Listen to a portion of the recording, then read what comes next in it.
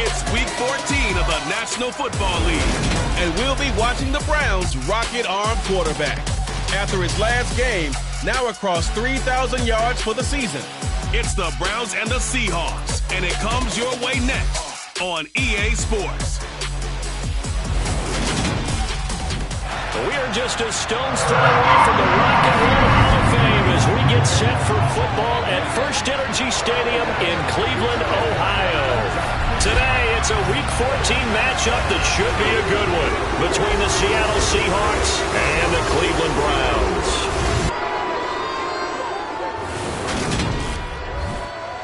Brandon Gaudin here alongside Charles Davis. CD, you look at the Seahawks in this matchup. Their offense is one that doesn't rely too heavily on just one guy. They like to spread things around as best they can. You're right about that. It's a diverse unit, and they like to run their offense by what they call game plan, meaning each and every week they study the opponent, they probe its weaknesses, and they move the ball around that way. They emphasize who's going to get it based on what they think they'll accomplish in that game. Other teams, they're a system team. They're going to run what they run no matter what. I like this style of offense. It suits them well.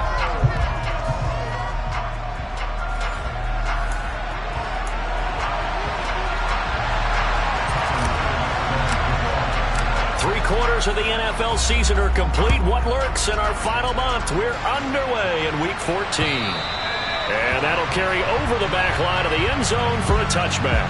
So here come the Browns for their first drive on offense. And they will be led out by a guy certainly still trying to prove himself here in the league, the young rookie quarterback. Okay, I thought there was something to build on in last week's game by his performance. I thought he played fairly well overall. The numbers won't knock your socks off. 2 touchdown passes and an interception. The bottom line, though, they lost. Yeah. How does he eliminate that one interception, continue to take care of the ball, and maybe increase the number of times he puts the ball in the end zone with a receiver?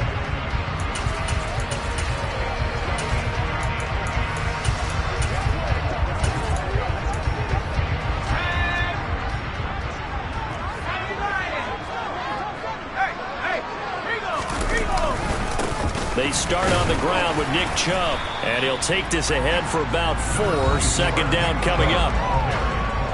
A check on the numbers for Chubb from a week ago. 20 carries, 104 yards, and a score as well. And he has 12 touchdowns on the ground this season, so you know he's a big part of their offense. They count on him, not only to score the touchdowns, but now they can play action, fake it to him, throw it out to the wide receivers, get it to other players who can also produce. Give him 4 on the carry, and it'll make this a 3rd and about 2. And despite injuries like these, Charles, with these guys missing, they've been able to keep that pursuit of perfection alive so far. That just shows the depth that they have on the roster and the guys who are serious about being ready when their number is called. Someone goes down, someone jumps in, and they don't skip a beat. I think this team has a bunch of those guys, and some of them will be called on again this week. And he will have a first down as they get him to the ground at the 37. Just 4 yards on the pickup, but that's good enough to extend the drive. Didn't get it by much, but bottom line got the first down. Avoiding that 3 and out, how vital is that on the first drive? To me, it's like the first round of a boxing match. You know, it may not mean much right then and there, but you'd rather not lose it, right? So you want to go ahead and get it, kind of establish something early, and hope it can carry through. No gain on the play. It'll be second down. Well, this defense for the Seahawks, they were terrific last week in the win over the Rams. It was a little bit enlightening talking with the defensive coordinator about their performance last week because the feeling was that it was a good, solid performance. They did what they needed to do to get the job done and get the win, but definitely a few lapses that they're looking to correct. It's caught inside the 25. And they're going to get this down inside the 15. Things are looking pretty darn good on this first drive, aren't they? Came right out, set the tone, this time with a big pass play. And if the peek behind the curtain that they gave us or their game plan, I don't think that's going to be the last one we see. I think you're exactly right about that. Touchdown! Nick Chubb with a lucky number 13 touchdowns now on the year. And the Browns are on the board first here this afternoon.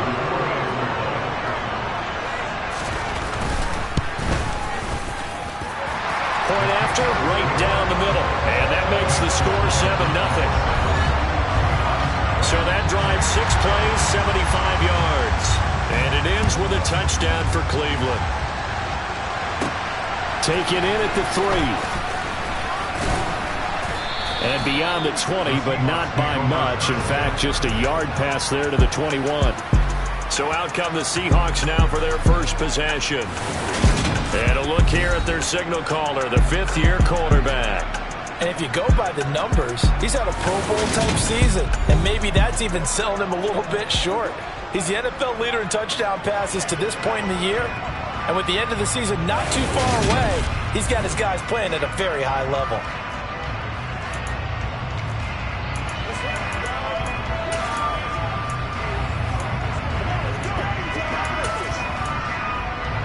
Okay, break.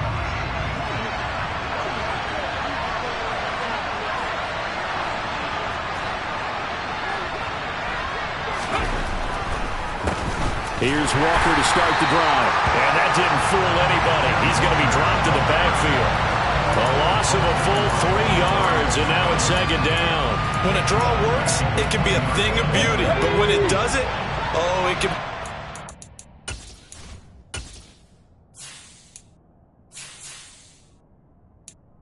In this case, loss of yardage ugly.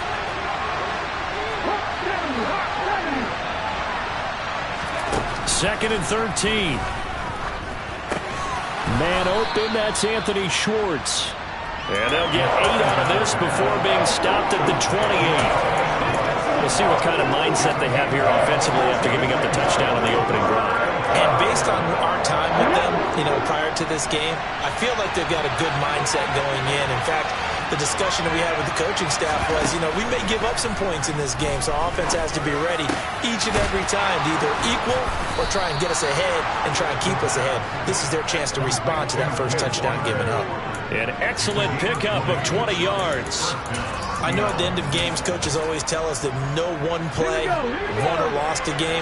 But this seems pretty important early, doesn't it? Their ability to pick up that first down on 3rd down, I thought that was key. Well, you're already in the hole after the touchdown on the other side. How will you respond? We talk about that a lot, and they responded pretty well there. You go 3 and out, I think you give up a lot of momentum. You get down 2 scores, could be an entirely different game. So they've got a nice drive going now. They're in good shape. What's interesting to me is they're also in that spot of the field where you would take a shot. Do you change that up just because you're down a touchdown? A play-action fake. They'll look to throw. Man open downfield. It's Metcalf. And they're going to have another first down as he's going to be tackled at the Browns' 30. A good pickup there, a 22. And that's a more than acceptable read right there because it's zone coverage, so timing is everything. This time he waits for his man to come open, puts it right on him, and they pick up a first down. Now a play fake here on first down. Out to his left. And that one going to come up short. Low throw. The partner of this offense, 12-0 now on the year following their latest victory. And during the week, a lot of folks making comparisons between this squad and the 1985 Bears. They too were 12-0 at this juncture of the season before losing on a Monday night, 38-24 to the Dolphins at the Orange Bowl way back on December 2nd of 85. But then they never lose again en route to winning Super Bowl 20. And when you look back on it, partner, didn't it almost feel like a setup game? Because they were playing the Dolphins, and the Dolphins were protecting their franchise's undefeated season of 1972, that team. And you know what that team does. They love to celebrate the fact that they still are the only one to get through an entire NFL season that way. That was Dan Marino's 3rd year, playing under the great Don Shula, and they were motivated to keep that franchise's record intact. Now the throw on 3rd down, knocked away and incomplete. The kick by Bass is good. And they are on the board, but still trailing. It's 7-3. So both teams come away with points on their opening drives. Now they still trail. They answered the touchdown with a field goal, but at least able to break that goose egg here early. And that is what's important, right? Because they didn't let that initial touchdown go unanswered. Took the ball themselves, moved it downfield, and put it through the post for 3 points. Game on. This offense gets set for a new series. We take a look at Laviska Shenault leading him out. Well, he's within shouting distance of a 1,000-yard season. Going to need a pretty good finish, though, if he wants to reach that mark. Well, I like how you phrased it, partner. He is within shouting distance. If he stays on this pace, he's got a shot at it. but he needs a big game in there, right, to make sure that he gets it. So you know that during the week, in practice, and look, he asks for the ball all the time anyway. He's really going to ask for the ball and let his quarterback know he's open. And from the 25, they work this to the 29, a gain of 4.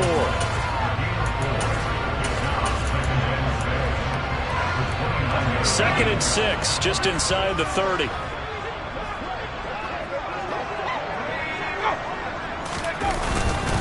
Up the middle, it's Chubb. He works his way forward for a couple up past the 30. Well, they didn't get a whole lot out of that one, but I think you got to continue to try and run and try and keep the defense honest. You mean, or else they'll just sit back, dare you to throw it on every down? Yeah, you get your quarterback hit a lot that way, too. They'll set up to throw. Pressure comes. He's taken down by the Seahawk defense. Dorrance Armstrong in there to drop him for a 6-yard loss, and that will lead to 4th down. In every game we talk about what are going to be the keys as we go into it. Maybe that's a key for their defense today. Pressure the quarterback and make sure you play a good zone defense. On to the second from Cleveland. It's the Browns in control of the football. The Cook now on to punt as he gets this one away. And he couldn't get it to check up. That kicks all the way into the end zone for a touchback. Seattle's offense coming back onto the field, ready for their second drive. And after the field goal last time, we'll see what they can get here. At least they got points out of the last drive, Charles. I've never met an offensive coach that didn't want to drive to end with a kick. Most of them wanted to end with a PAT, right? In this case, a field goal, they'll take it way better than the alternative, which is a punt. Yeah, but you met fan bases that wanted that. And that's caught inside the 35. And he's brought down here just outside of the 20. In today's NFL, you know, we talk about quarterbacks and their speed and accuracy, but there's still something about a guy slinging one downfield. And that's how you start a drive, because you know they had this play in their back pocket, waiting for the right time to unleash it. And boy, did they pick the right opportunity. Unleashed it big time, and that was also a big-time throw. And that wound up traveling an even 58 yards in the air, according to Next Gen Stats. So barely time to catch our breath. Here's 1st and 10 just outside the red zone. Walker now on 1st and 10. Not quite the success they had last play. This one goes for 3 yards. That call makes sense because they've been throwing it well on this drive, and once again they show passing formation, showing the shotgun. Then they ran out of it. That's a nice play by them defensively, though, to hold it to a short game. He'll get that complete to Albert O. And he's going to be marked down just outside the 10. That was a route run not just with dexterity, but with intelligence. Found the hole in the zone, made sure the quarterback saw it, and was able to make the sure catch and flip the down marker back to 1. From the gun, it's Walker. And a short pickup there down to about the 9. Only a yard on the pickup there, and it'll be 2nd down. But not much on that run, Charles. No, that's exactly the way to execute a run blitz there. They guessed correctly that they would move the ball on the ground, honed in on it, and stopped them. Mark that down for a win in the defense's column. 2nd and 9 now. Touchdown, Seahawks. A great effort there. His first touchdown on the year. And the Seahawks have moved out in front. A nice connection there, finding his target, and that'll put 6 up on the board. Just like they drew it up in their playbook and reiterated it on the sidelines, right? Perfect route, a good throw, and the defense, they had no answer for that right there. Extra point by Bass, up and good. And the lead is now 10-7.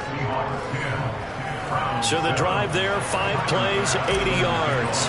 And the Seahawks capping it off with a touchdown.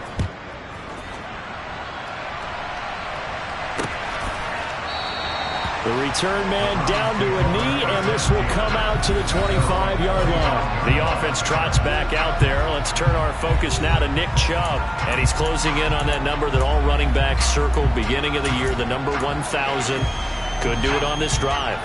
And you have to think to yourself that this moment, getting to this spot, it started in the offseason, right? Not just the workouts, right? Not just getting yourself physically prepared to play, but mentally as well as your team, as well as your unit, head coach, offensive coordinator.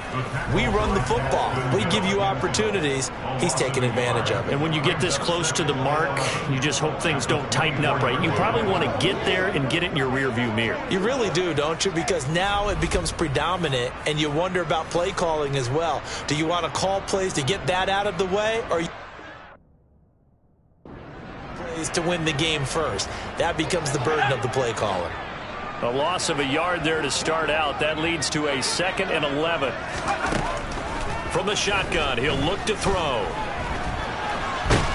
And the Seahawk defense gets to him, and they bring him down. Dorrance Armstrong. That is now 2 sacks for him here in this first half. The lessons will continue. This rookie, he's got to learn how to read situations just a little bit better. That far behind the line, he's got to find a way to get rid of the football and not take the sack, whether it's with his legs or just throwing it away.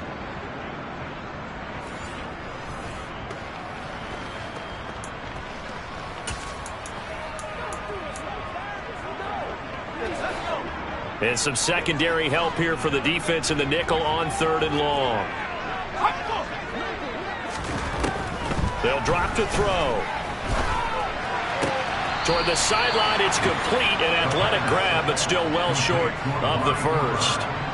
On 4th down, on is Logan Cook to punt. And this is away. It's a high kick, and he got all of it. This is brought in at the 21. So a good punt, but a solid 12-yard return. And it'll be Seahawk football, 1st and 10. And now this offense comes back out onto the field. The offense running out, and they are charged up, ready to go after reaching the end zone on their last drive. And normally I'd warn against getting complacent just because they scored the last time out. But I don't think there's any worries with this group right now. This is a hungry group, and they want to keep building off of their last drive. Now they just want the officials to hurry up and place the ball so they can snap it and get back to work. And now timeout is whistled as it appears there's a Brown shaken up on the play. Well, now they're going to come out and take a look at this injury, and we'll be back in a moment. On the counter, it's Walker. And some room to work. And he takes it all the way down to the 3. 46 yards rushing for him now, and he's only carried the ball 4 times. So down inside the 5-yard line, I have to say, really just a poor job defensively there. You're exactly right. As a former defensive back, that was not played well at all. But give credit to the offense and give credit to the guy running the football. He gets it down all the way inside the 5. Walker. It's a gain of a couple, and it'll be 2nd and goal. All of a sudden, those lanes that were there earlier in the drive dry up near the goal line. That's a good job defensively to diagnose the run and stop it for a very short pickup. Another shot from the 1 on 2nd and goal. On 2nd down, it's Walker. And he is going to be stopped cold behind the line of scrimmage.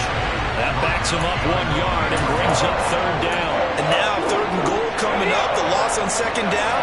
That just means this crowd's going to get even louder. And they'll get a little bit of extra help from the defenders as they exhort them to join them in the effort. They'll look to throw on 3rd and goal. End zone caught. Touchdown, Seattle. Anthony Schwartz from a yard out as his guys are able to extend their lead. Well, it was 3rd and 1. I was expecting run, so much for that. They pass it, they score it. That had the feel of the head coach telling the offensive coordinator, you've got 4 downs here. We're going to go for it on 4th down unless there's a disaster on 3rd. Go ahead and take a shot if you want to. And he gratefully accepted the opportunity and did exactly that. If they didn't get it there, that had the feel that they would come back and try it on 4th down. And from back there, a wise move. He'll just sit on this one, and it'll come out to the 25. And now Cleveland geared up to take the field. They find themselves down 17-7 as they start this drive, 1st and 10.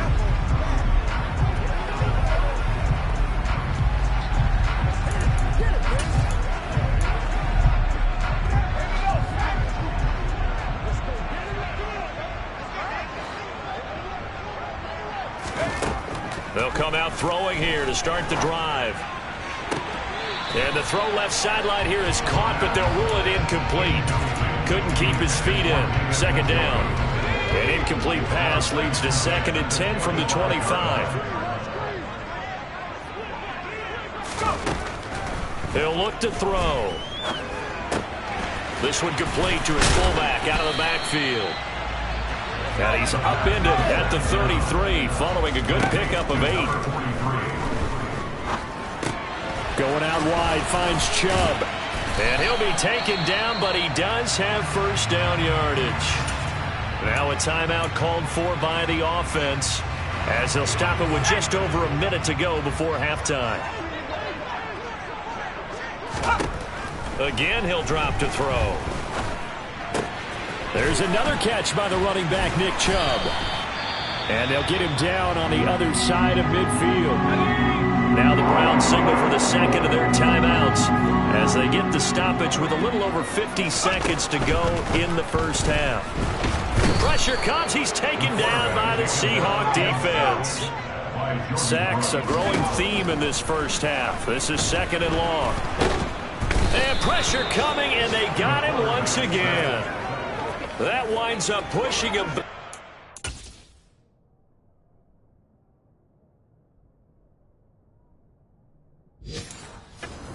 Yards on the sack. And that'll bring up 3rd.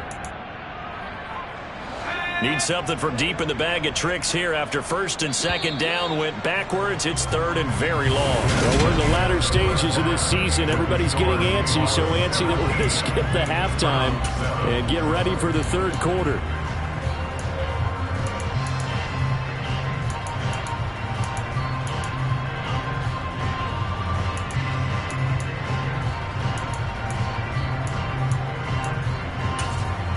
Welcome back. Halftime over. We are ready for quarter number 3 alongside Charles Davis. I'm Brandon Gordon. The Seahawks with the advantage, and they get the football first as the second half is underway. And he'll be dropped at the 21-yard line, so bringing it out of the end zone proves not a good decision. Loses him about 4 yards. The Seahawk offense set to go to begin this 3rd quarter. Hey, Charles, they've got the lead. Put your coaching hat on here now. What's the game plan for the second half? I think getting the running game going a little bit more, because I thought in the first half they didn't get it moving the way that they would like. They had success throwing it, but I think these first couple of drives, they'll want to get those running backs going and give them more opportunities, and I will guarantee you that those guys were lobbying for them in the locker room at halftime. Look at my team!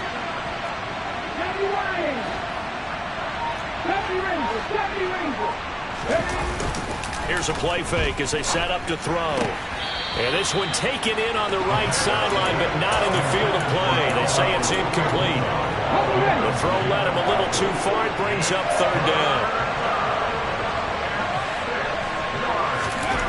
On 3rd down, he'll drop to throw. Open man is Metcalf. He's got it. And he is going to have a Seahawks first down as they're able to get the 3rd down conversion. Now we get into the psychology of the whole thing, because a lot of teams with a 2-score lead in the 3rd quarter, they almost become defensive with their offense, just playing not to lose. I think with this team, you got to figure at this point, this is a great spot for them to go into attack mode, really try and put the hammer down and finish this one off. Now left side, a completion to his tight end. And he is tackled inside the 40, not quite to the 35. 17 more yards on that one as they keep the drive rolling. And a good quarterback facing zone coverage. If he has just a little bit of time to survey the scene, that's what's going to happen. No doubt about it. If there's no pressure, he's going to continue to pick them apart, because he'll have all that time to find someone open downfield. You can only cover for so long. So maybe they want to go to a zone blitz scheme, get a little bit more pressure. Remember when Carolina did that against Denver? They lost the game ultimately. They dropped the defensive end out, and he ended up with an interception in that game in Super Bowl 50. Maybe some sort of scheme like that to try and get more pressure at the passer. They'll look to throw again. He's going to rifle one deep left side. And he's got it. Caught in the end zone for the Seahawk touchdown.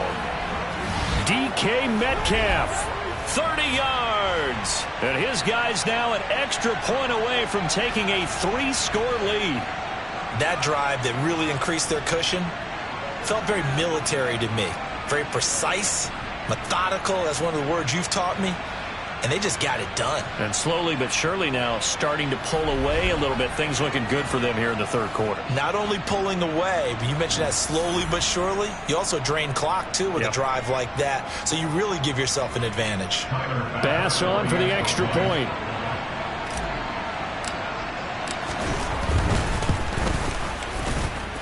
And that'll make this a 3-score game as the lead moves to 17.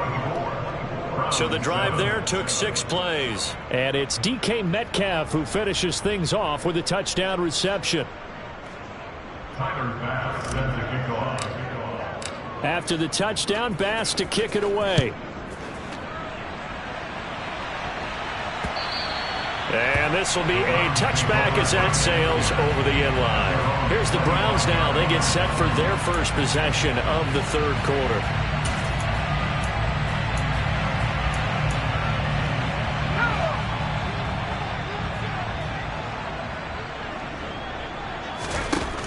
They'll come out throwing here on first down. He's got Njoku, his big tight end. Yeah, this will be a gain of 5 as he gets it to the 30. That's a staple of this offense. Drag route to the tight end. Yeah, he's unable to use his size to break off much more yardage after the catch, but still an effective gain nonetheless. Ball on the 30. They'll come up with a 2nd and 5.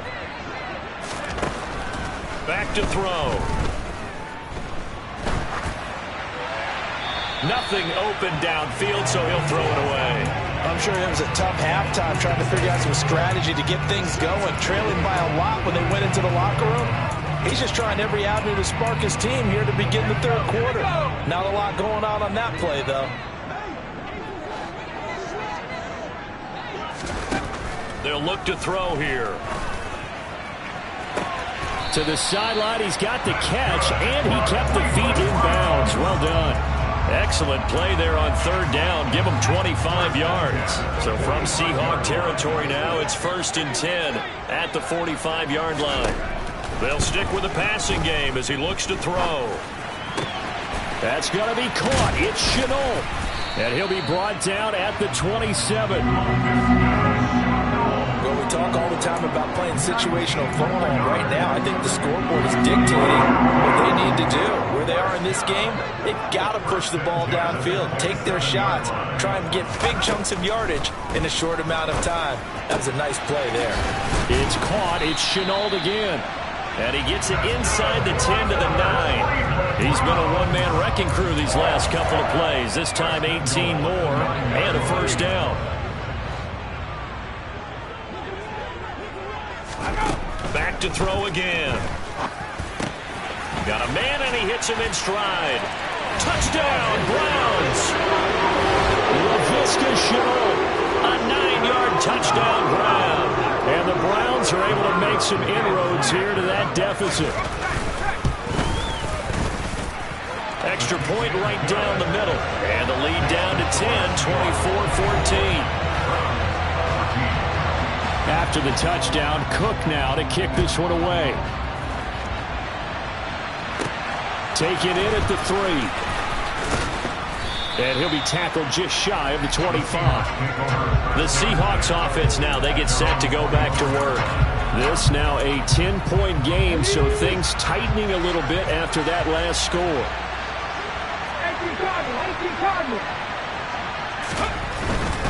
They'll run with Walker to begin the drive. And he'll manage to pick up about 4. It's 2nd down.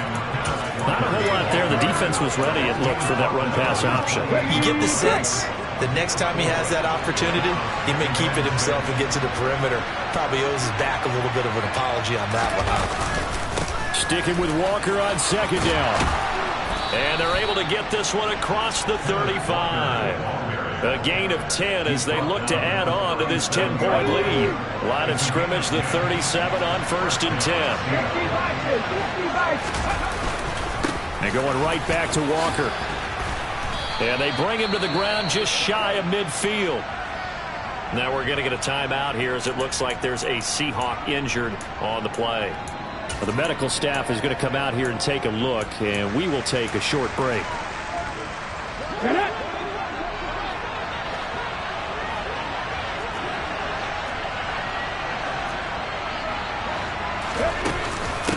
the middle. Here's Walker. And not a whole lot of room to operate there on the first down run. He gets maybe 3. Not a huge carry there on first down, but not all of them will be. But still, all in all, a positive play for the offense. It's all about picking up at least a few to set up what you're going to do here on second down. A second down pass play there, but it's incomplete. Looked like they had an opportunity for a big play across the middle, but he didn't have the concentration or the focus necessary and dropped it before he could haul it in. They head to the line facing a 3rd and 7 following the incompletion on second down.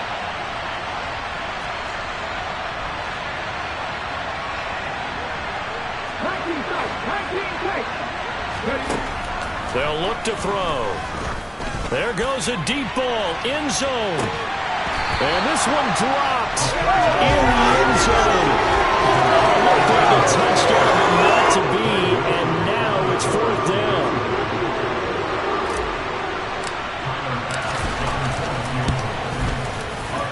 The kick by Bass is good, and that will extend their lead even further.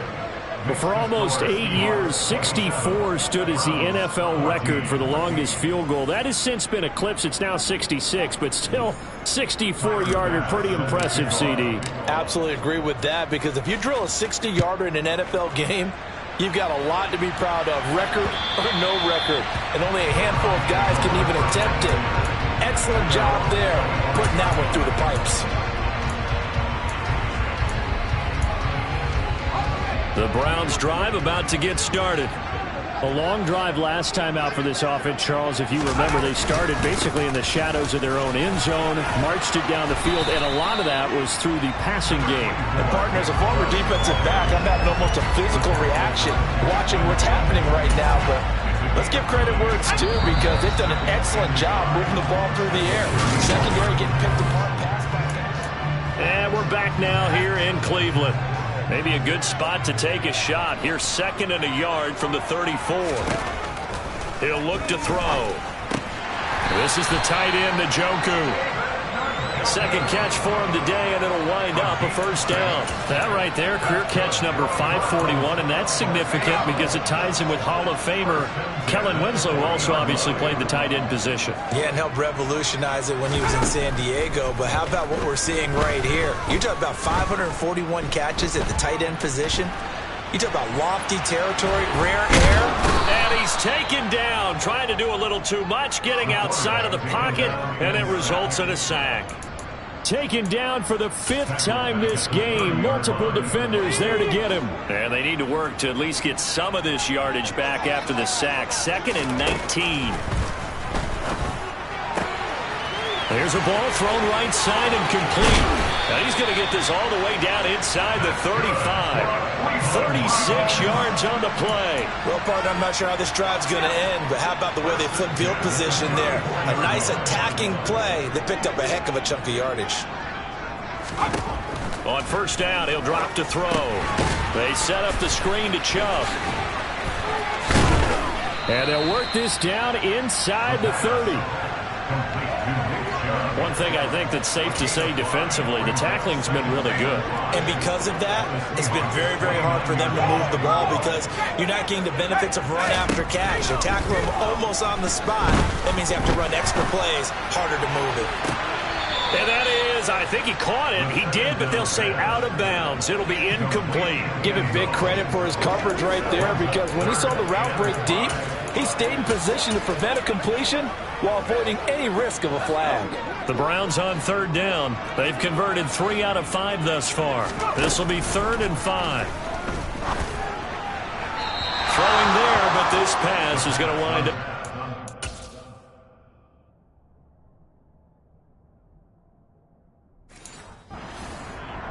Well, the other day they told us when we've got 3rd and 5 or less, we have to be able to convert. And I guess every team would say that, Charles, but an opportunity missed there. What they were trying to tell us is they believe it's a matchup game at that point. And they liked some matchups that they had, thought they could exploit them, unable to do so on that play.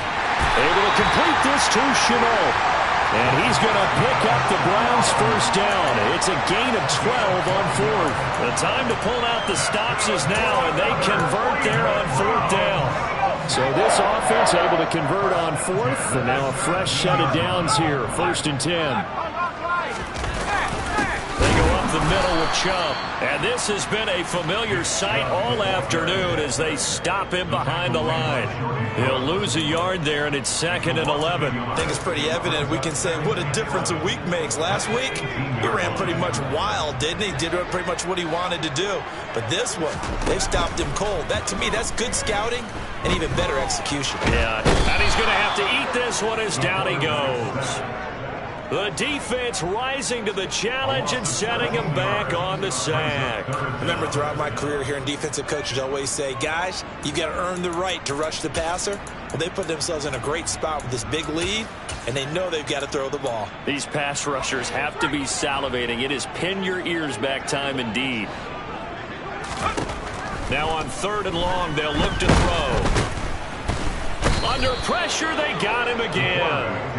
Multiple rushers break through to drop him for the 7th time this game. This offensive line flat out cannot handle this pass rush. We've seen it demonstrated time and time again to the tune of 7 sacks in this game thus far.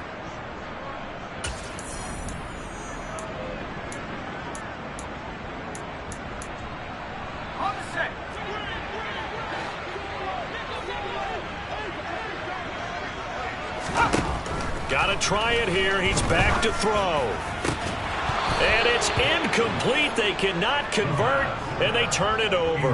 The Browns unable to move the chains on 4th down. And the Seahawks are going to take over the football. So now with a 2-minute warning coming up fast, that puts a mammoth dent in their comeback hopes. I like how you phrased it. It's a dent because there's still opportunity. They've got to get the ball back on defense, obviously twice. But guess what? This thing is not close to being over.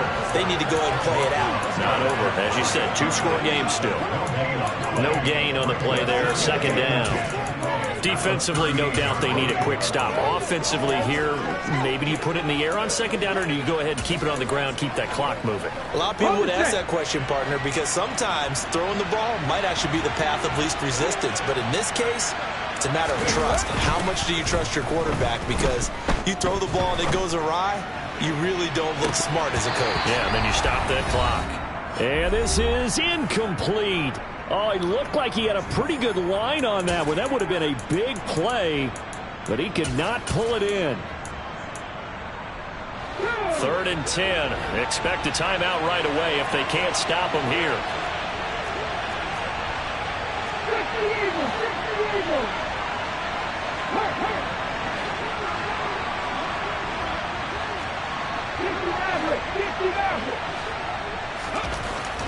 Looking to throw.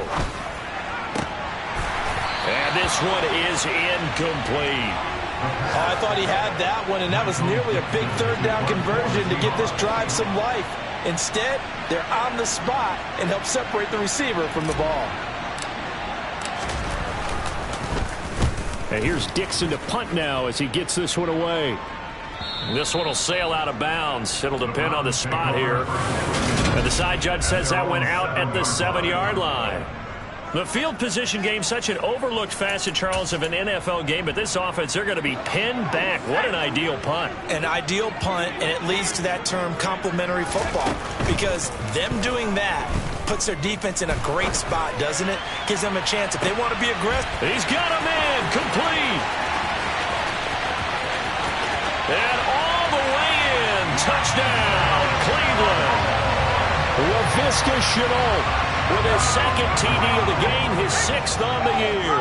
And the Browns have made it a 1-score game again here in the 4th. And now it's Blunt. Look at this, middle of the field, a breakaway. The 40, the 20, 10, and he dives into the end zone and gets the 2 points. Well, I think there was a lot of surprise from the kicking team there. After the block, they kind of froze and then realized, oh, wait, they can return this, and they returned it all the way. And you know why they froze? Not often do you get that second sound, right? There's the kick, you hear that, and then there's that second thud when there's a block. That's when people freeze and they have to realize where the ball is. They picked it up and took it the other way. And the Seahawks, looks like they've recovered. They have. They knew they needed a miracle. They had to have that onside kick. They didn't get it. Well, as we knew, even before they put the toe to the leather on that one, their chances of getting that done, slim and none. And I do believe we saw Slim just leave the door, didn't we? We did indeed. I think we're down to none. Straight ahead, Walker. And he's got some space here. Well, they nearly sprung him that time as he takes this all the way down to the 37. Some concern out there right now as we got an injury stoppage. It's DK Metcalf who's getting some help following that last play. While they come out and take a look at him, we will step aside for just a moment. Line of scrimmage, the 37 on 1st and 10. Back to Walker on 1st down. He'll be hit down at the 33, 5 yards on the play. Now the Browns will use the first of their 3 timeouts as they'll talk things over prior to this upcoming 2nd down play. Come on, come on. Hey. Back to 60, back to 60. That one looks like he'll throw here. A quick throw knocked away and incomplete. This is what defensive coaches ask of their defenders every single ball game. Get a hand on every throw in coverage. They want the deflections. They want the knockaways. Pick it yourself if you can, but at least knock it down and guarantee it's incomplete.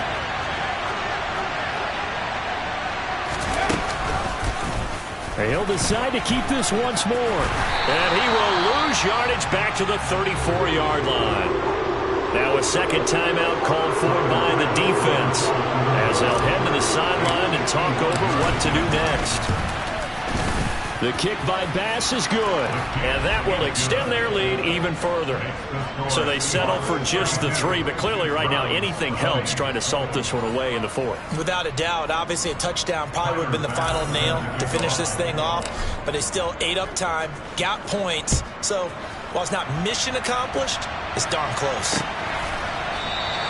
No run back here, down to a knee, and this drive will start at the 25. So now the Browns down on the scoreboard. 1:15 remaining. How will this thing pan out? We'll watch as they come up on 1st down.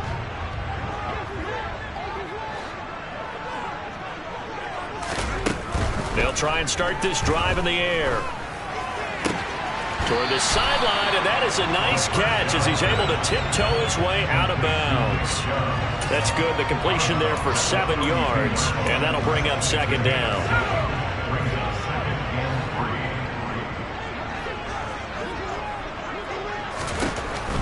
They'll set up a throw. And this is intercepted, and that should do it. And the Seahawks are going to take possession of the football. Well, it's not the first time we've seen him give one up here during his rookie season. And in this case, zone coverage forced the mistake. He's made some strides week to week in how he's handling the different type of coverages that he's seeing. But clearly, there's some growing still to do.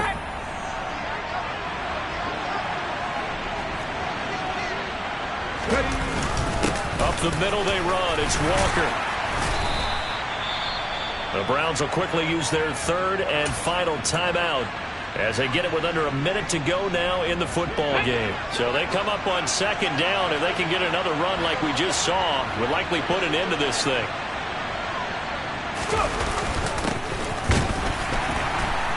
And for one of the few times here today, this run's not going to go anywhere.